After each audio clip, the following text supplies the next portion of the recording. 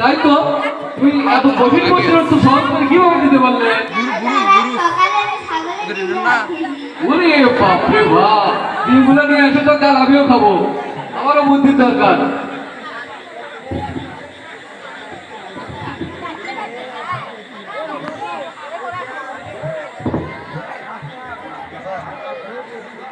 আচ্ছা সুমাইয়া, তুমি তো আজকে স্কুলে আসতে দেরি করলে, এর কারণ কি বলো তো? আজকে স্কুলে আসতে দেরি হলো কেন তোমার আসতে? মা বাবা ঝগড়া লাগছিল তো তোমার স্কুলে আসতে দেরি হবে কেন? হ্যাঁ, তাতে কি হচ্ছে?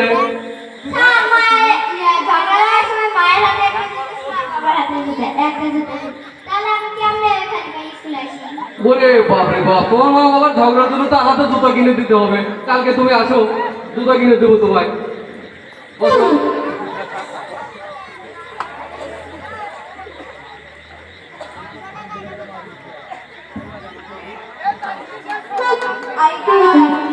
শোনো, আমি একটা ব্যতিক্রমী প্রশ্ন করবো।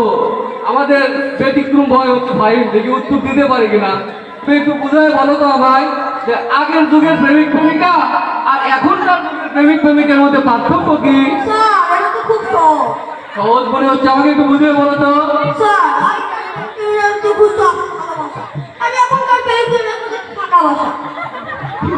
বাপ রে বাপ, আমি তো এবার ভেবে দেখিনি, কথাটা সত্যি মনে হচ্ছে। আচ্ছা আমি বল, তুমি তো অল্প দিনে অনেক বড় হয়ে গেছো, তোমাকে একটা প্রশ্ন করি, করবো? আচ্ছা বলো তো, তুমি বড় না তোমার বাবা বড়? বাপের ছেলে ছেলে কিভাবে বড় হয়? আমি না হলে কি আমার বাবা বাবা হতে পারছিল? সেই সূত্রে তো আমি বড়।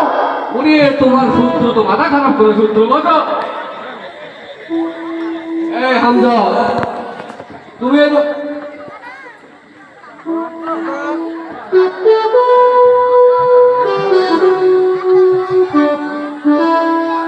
শোনো, সবাই প্রতিদিন একটা করে ভালো কাজ করবে, মনে থাকবে? প্রতিদিন একটা করে ভালো কাজ করবে। আচ্ছা তুমি দাঁড়ালে যে, তাই নাকি? তোমার দ্বারা ভালো কাম তো আশাই করা যায় না। কি ভালো কাম করেছো শুনি একটু।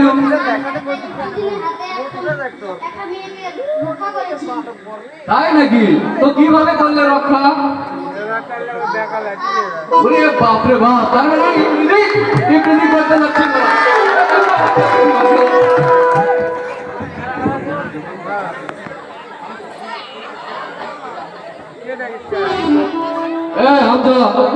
তুমি এরকম মোচো মোচো করতেছো কেন? সমস্যা কি তোমার? এই সমাজে একটা অশ্লীল শব্দ বলে তোমার মুখ থেকে কি প্রসাদ শব্দটা বের হয় না? ও আচ্ছা, তাহলে বলছি কি আপনার মুখ থেকে প্রসাদ বের হয়? মুখ থেকে কোনোদিন প্রসাদ বের হয় নাকি? কি বলে এইসব এত ছেলে মেয়ে? বসো। শোনো, আমি আবারও বলি, তোমরা শিক্ষকদের সম্মান করতে শিখবা। শিক্ষকরা কিন্তু অনেক সম্মানী ব্যক্তি। কি বলো সানজিদা, তুমি বলো তো শিক্ষকদের স্থান কোথায়? শিক্ষকদের স্থান কোনোদিন পেছনে হয়? কে বলেছে তোমার এটা? তাই নাকি? তোমার বাবা কি বলেছে?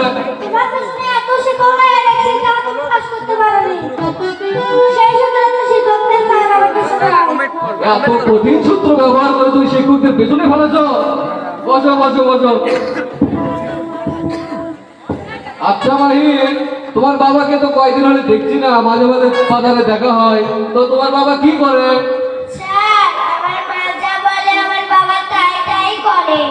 ওরে বাপ রে বাপ, তাহলে তোমার বাবার পেশা তো খুব ভালো।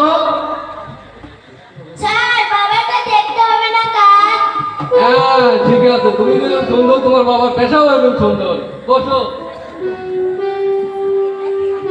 আচ্ছা আমি ইদানিং দেখতেছি আমাদের এই বিদ্যালয়টা সবসময় নোংরা হয়ে থাকে, তো সাদিয়া আমাকে একটা পরামর্শ দাও তো, আমরা কিভাবে আমাদের বিদ্যালয়কে পরিষ্কার পরিচ্ছন্ন রাখতে পারি? কেন স্যার এই বুদ্ধি পাচ্ছেন না? না, আমি এই বুদ্ধি পাচ্ছি না তো, সবসময়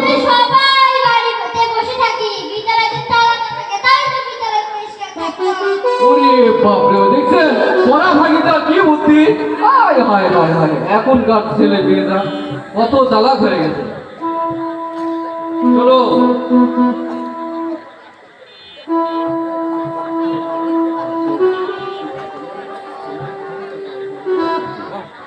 আচ্ছা সময়া, তুমি দাঁড়াও তো, তোমাকে একটা প্রশ্ন করি। তোমাকে কয়েকটা প্রশ্ন করবো সংক্ষেপে, তুমি সব প্রশ্নের উত্তর হ্যাঁ অথবা না দিয়ে দিবে। স্যার, সব প্রশ্নের উত্তর তো হ্যাঁ অথবা না দিয়ে দেওয়া যায় না। তুমি কথায় কথায় তর্ক করো কেন? তোমাকে যা বলছে ঠিক তাই করবা। স্যার, তাহলে আমিও একটা প্রশ্ন করে আপনি হ্যাঁ অথবা না দিয়ে উত্তর দেন তো। হ্যাঁ অবশ্যই পারবো আমি, তুমি প্রশ্ন করো আমাকে। স্যার, আপনি কি এখনো আপনি বইরাতে মার খান? এমন প্রশ্ন করলো, আমি যদি বলি এখনো মার খাই তাহলে ইজ্জত শেয়ার, যদি বলি না খাই না তার মানে আগে খেতাম, তাহলে তো ইজ্জত শেয়ার। তাই তো তুমি তো এরকম করে ভাবে দেখে নিবে সময় না। বসো তুমি, বসো। আকিমনি, চলো, তোমার কণ্ঠ তো অনেক সুন্দর। এখন তো অনেক ক্লাস হলো, অনেক প্রশ্ন উত্তর জানা হলো, আমাদের অনেক অভিজ্ঞতা হলো, বোরিং লাগতেছে। তুমি একটু গান গিয়ে শোনাও তো ভাই। সময় গান গাইলে তোমাদের কেমন লাগবে? আচ্ছা সময়া, আকিমনি তাহলে একটা গান গিয়ে শোনাও তো। আচ্ছা স্যার।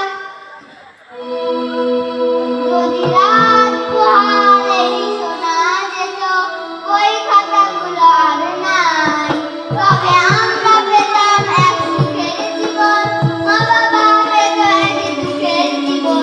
যদি রাত পথে আবার মিছিল হতো,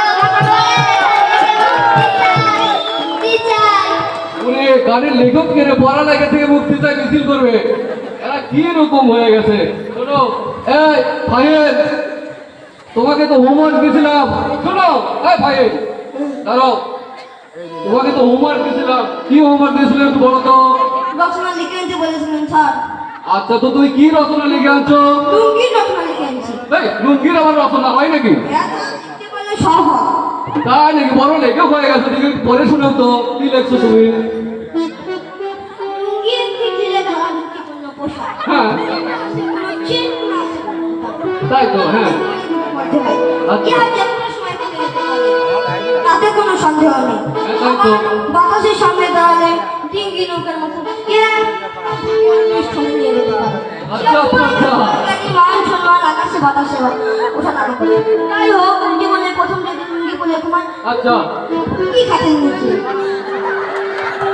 কিন্তু আসলে দেখি একই অবস্থা। চোখে কিছু দেখতে পাচ্ছিলাম না। দেখবো কি করে? চোখটা ছিল লুঙ্গি দিয়ে ঢাকা। ওরে বাপ রে বাপ। তবে ইহা খুবই মজা। হ্যাঁ ইহার ভিতর বায়ু চলাচল অবস্থা খুবই ভালো। আবার ভিতরে জীবজন্তু কানে থাকতে পারে। আচ্ছা, পাত মারলে সহজেই বের হয়ে যায়। এটা কিন্তু সত্যি বলছি, সেই কথা সত্য। কপাল আর লুঙ্গির মতো মিল ও আমির দুটোই আছে। কিরকম মিল? মিলটা আগে বলি। আচ্ছা বলো। মিল হলো দুটোই যেতে পারে। আচ্ছা আচ্ছা, অমিল হলো কপাল খুলে পৌষ মাস, লুঙ্গি খুলে সর্বনাশ। এটাও কিন্তু সত্যই বলেছে, লুঙ্গি করলে সর্বনাশ। আজকের মতো ক্লাস এখানেই মুলতবি করছি। আচ্ছা, তোমরা কাল সবাই নিয়মিত আসবে। I love you. I love you. যাও, আজকের মতো সবাই I চলে love you, যাও। boss.